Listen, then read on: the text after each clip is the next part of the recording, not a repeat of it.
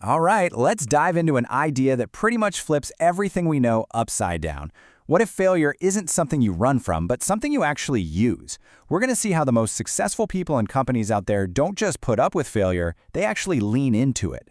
So, I want to start with this question right here. Because think about it. Since we were kids, we've been programmed to believe that failing is bad. It's a scarlet letter, right? A sign you're just not good enough.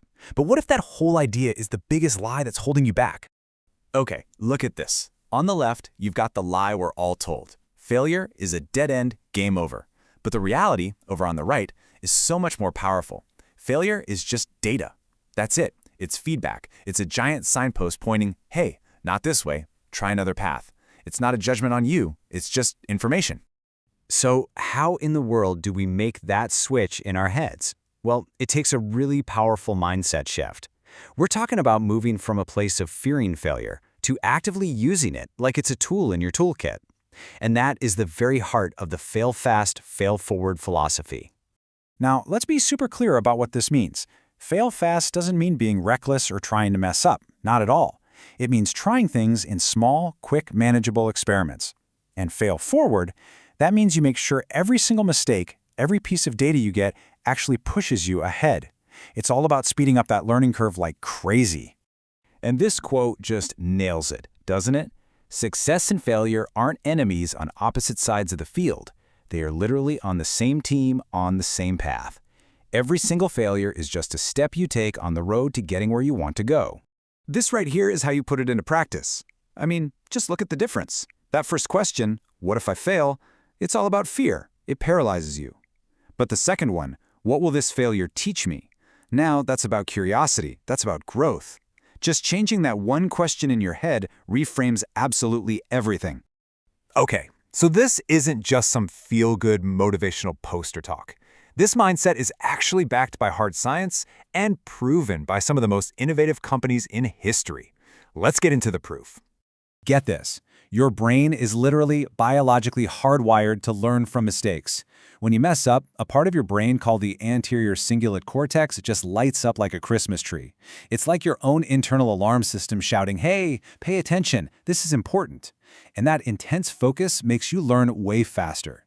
Failure is basically your brain's favorite workout. Now, in the business world, this whole idea got a turbo boost from the lean startup model.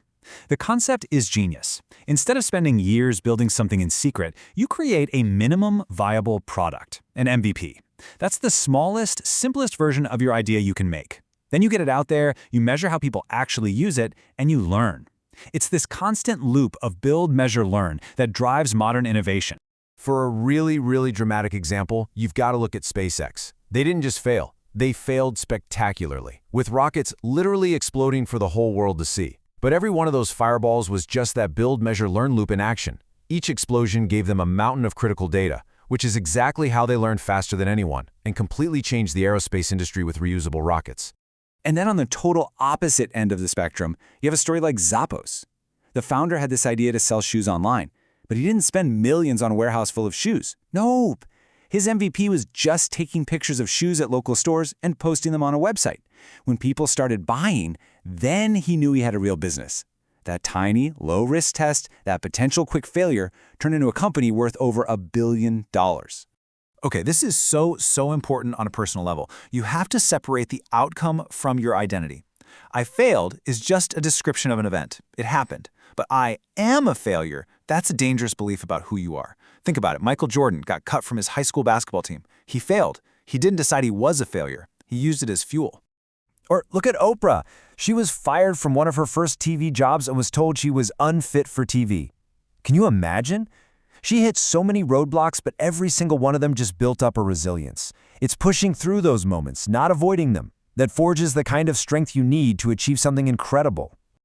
All right, so we've looked at the science, we've heard the stories, now let's get practical. How can you actually start using this in your life? Well, this 5-step framework breaks it all down into a simple, repeatable process. So here's the loop. First, you define a clear hypothesis, something small and testable. Second, you build a minimum viable test, your MVP, that super simple version of your idea. Third, you launch it fast and you measure what happens. Fourth, and this is key, you analyze the results. Treat failure like pure data and figure out what it's teaching you. And finally, you either pivot and try a new direction, or you persevere because it's working. Then you just do it all over again, smarter every time. And just remember, the whole point of this cycle is not to be perfect right out of the gate. That's impossible. The goal is rapid learning. It's all about getting better, and getting better faster than anyone else who's still waiting around for perfection. This table basically sums up the entire mindset shift. The old way of thinking says failure is a stop sign. It's proof you can't do it. It's the end. But the new, winning mindset, it sees failure as a signal to adjust. It's a lesson on how to get better. It's just a totally normal and necessary part of the process. So listen, if you're going through a tough patch right now, if you feel like you're failing at something, just remember this: you're not off the path. You're just in that hidden chapter.